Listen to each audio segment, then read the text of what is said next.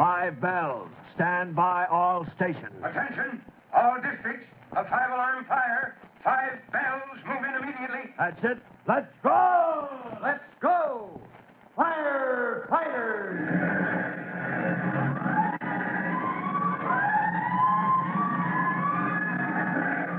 Presenting Firefighters, the true-to-life story of our unsung heroes who stand ready to ride by day or night against our most murderous enemy, the demon of fire.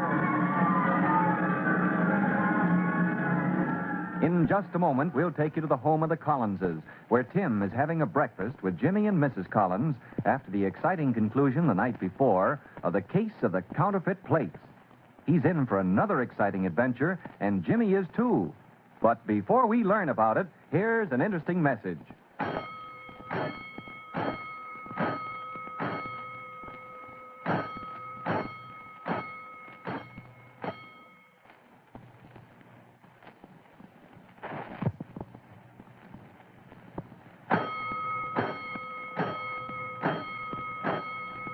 Let's go, firefighters. Let's go to the kitchen of the Collinses family, where Tim, Jimmy, and Mrs. Collins are having a big breakfast of Mother Collins's buckwheat cakes. And Tim is saying, Oh, gee, how about another stack of buckwheats, Mom? I could eat a horse after that excitement last night. I declare you get more and more like your father. I can just see Ben sitting there now, asking just like you are for a third helping of wheat cake. Well, when you work, you got to eat, Mom. Oh, you're just naturally a glutton. Now, Jimmy, if you'd been up most of the night working, you'd be hungry, too. By the way, what's the matter with your appetite this morning? You usually... Oh, big day, Mom. I'm meeting Jack to talk over some business about the Firefighters Brigade. We want to raise some money. Oh, what are you going to buy? Ice cream, sodas? Oh, no, Tim. This is important. It's for our equipment fund. You got any suggestions? No, but, well, I'll think about it. Okay. Well, I got to be on my way. I'm due to meet Jack at his apartment in 5 minutes. I'll see you all later. Jimmy, finish your breakfast. Oh, gee, Mom, I've had plenty. One guy that overeats in the family's enough. All right, none of that. None of that. If you were a working man like me, you'd eat a decent breakfast, Oh, let him go, Tim. I guess he's just excited. Come right back when you've finished your business with Jack. I've got some things for you to do today. Okay, so long, Mom. And Tim, watch that appetite of yours, won't you? Go on, get out of here. Hey, Jack. Oh, hiya, Jimmy. You're the guy I'm on my way to see. What you doing on Front Street? Oh, Mrs. Larkin asked me to go to the drugstore for her. She's an old lady who lives in our apartment house. Say, I've been talking with my brother Tim about raising money for the equipment fund. Yeah? Did he have any ideas? No, but he said he'd think about it. Oh. Well, let's talk it over with him as soon as I deliver this bottle of medicine to Mrs. Larkin in the apartment here. Say, I never realized you live right next door to a garage. That's pretty convenient when you want to buy gas. Yeah, we keep our car there. Speaking of gas, I see the garage is getting a new supply. Oh, there's Clyde, the gas truck man. Hey, Jack. Hiya, Clyde. Filling up the old tank again, huh? Yep. And this garage sure sells a lot of gas. This is the second truckload I delivered in 3 days. They sure must have a flock of customers. Well, that's our garage, the most successful in town. This is my friend, Jimmy Collins, Clyde. Jimmy, Clyde Cranston. Hey, Jimmy. Some place to meet you, Clyde. Say, Clyde, Hey, Jimmy. I just noticed something. That hose from your gas truck. Now, what about it? Oh, you're supposed to be putting gas in the garage tank, aren't you? Yeah, that's right. It's right under the wall here. Big 500-gallon job. I may be wrong, but it looks to me like you have your hose in the wrong pipe. What do you mean? Well, isn't it supposed to be in the pipe over there? What? It looks like you've got it in your apartment house tank. Holy smoke. You're right.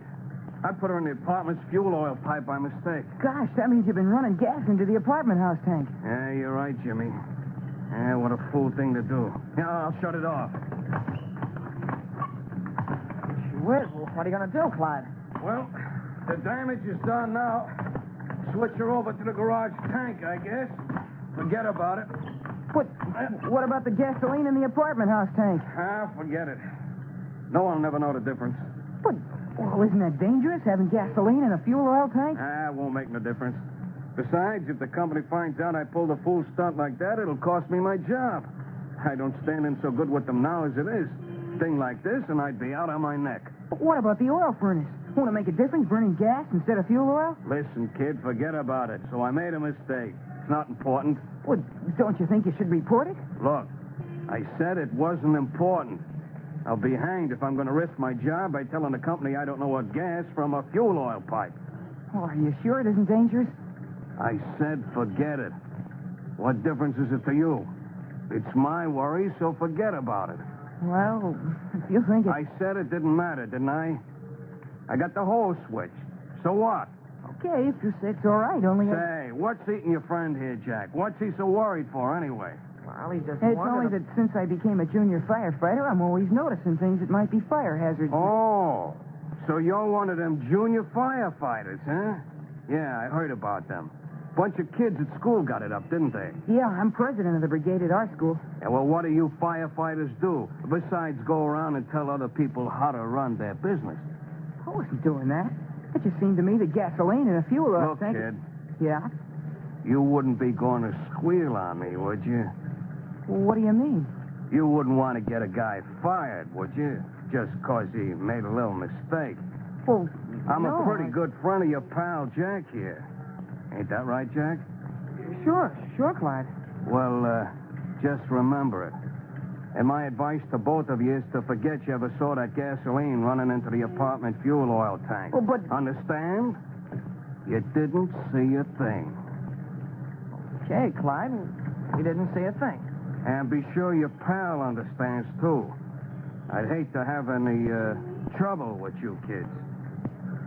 Well, the tank's full, I see, so I'll be shoving off. I'll be seeing you around, Jack. Yeah, sure, Clyde. Just remember, both of you, you didn't see a thing. Gee, Clyde seemed kind of scared we'd tell on him, didn't he? Yeah. That was funny, him putting the gasoline in the wrong tank, though. Yeah, it certainly was. Well, I better look up Mrs. Larkin and give her this medicine. Then we can get down to business. Yeah, sure, Jack. Mrs. Larkin's a funny old gal. She's always hollering to the superintendent about something. Well, hey, come on in, Jimmy. I can't hold the door open all day. Oh, I'm sorry. Okay. Hey, what's got into you? You look like you're in a trance. Anything on your mind? No, I was just thinking. Oh, there's Mrs. Larkin now, just coming up from the basement. I'll give her the medicine. Mrs. Larkin. Oh, hello there, Jack. Here's your medicine. I hope I didn't keep you waiting too long. No, Jack. I've been looking for Mr. Turner, the superintendent. That man ought to be discharged from his job. Never around when you want him. Well, what's wrong this time, Mrs. Larkin? The heat. That man never turns the furnace on. It's like an icebox in my apartment. You seen him? No, I haven't. Here's your medicine. Thanks, my boy. Remind me to give you a dime the next time I have my purse. Oh, that's all right, Mrs. Larkin. I never saw such an inefficient man. Let a body freeze, he would. Just wait till I find him out. Poor Mrs. Larkin, always complaining. You know, she'd want the heat on if it was 90 outside. Oh, then the furnace isn't on now? Oh, not on a day like this. Yeah, but if I know Mrs. Larkin, she'll find Mr. Turner and make him turn it on. Oh, no, she can't do that. Well, why do you say that, Jimmy? Jack, Yeah? look, that gasoline in the fuel tank, regardless of what Clyde says, I think it's dangerous. You think so? Yes, and I think we should report it. Yeah, but what about Clyde? We promised him we wouldn't say anything. But if there's danger of an explosion, it's our duty to tell someone. Maybe you're right. Only I'd hate to get Clyde into trouble. I've known him for a long time. He's got a wife and a family. Well, Clyde made a mistake. A mistake that's endangering the lives of every person in this apartment house, including your family. Gee whiz, when you put it that way. Yeah, but Clyde said it wouldn't hurt any... Clyde doesn't know for sure. I'm afraid he's thinking more about his job than the safety of the people in your apartment house. And what do you think we should do? Look, Jack, we're junior firefighters. That means we have a responsibility to help prevent fires whenever we can. Yeah, but Jimmy, what if we report it and it turns out that gasoline isn't dangerous in a fuel oil tank? And Clyde will lose his job and he'll blame us. I know, Jack. But right now there's hundreds of gallons of gasoline in your apartment tank. And if Mrs. Larkin ever gets the superintendent to turn on the furnace, there's liable to be a terrible explosion. Where's my mother's sick in bed upstairs, too? Well, what do we do? I know what I'm going to do. Get my brother, Tim. Well, now, that's a pretty tough decision for Jimmy to make. If he reports that Jack's friend Clyde, through error, ran gasoline into the apartment house fuel tank, Clyde will probably lose his job with the gasoline company. But if he doesn't report it, and a fire is started in the apartment house furnace, there may be an explosion in Jack's apartment, endangering the lives of scores of persons. What would you do if you were faced with Jimmy's problem? Well, to find out what Jimmy does, be sure to listen to our next true-to-life episode of The Firefighters. In just a moment, Chief Bob Cody will tell you girls and boys how you can help the firefighters in your own town. But first, here's a message for you.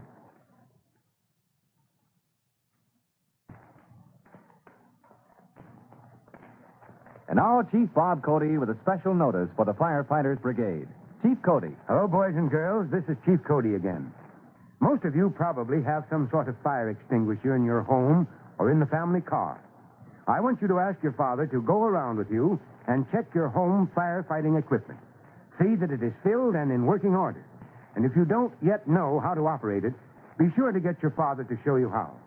For often, the quick use of a home extinguisher can prevent a small fire from becoming a large and sometimes fatal one. Well, that's all. So long for now. Fire Chief Cody and the young rookie fireman Tim Collins will be back on the same station the next time you hear... That's it. Let's go!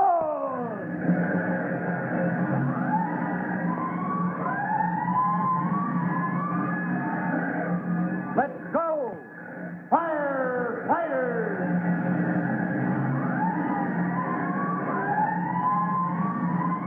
Firefighters is a copyrighted feature of William F. Holland Productions.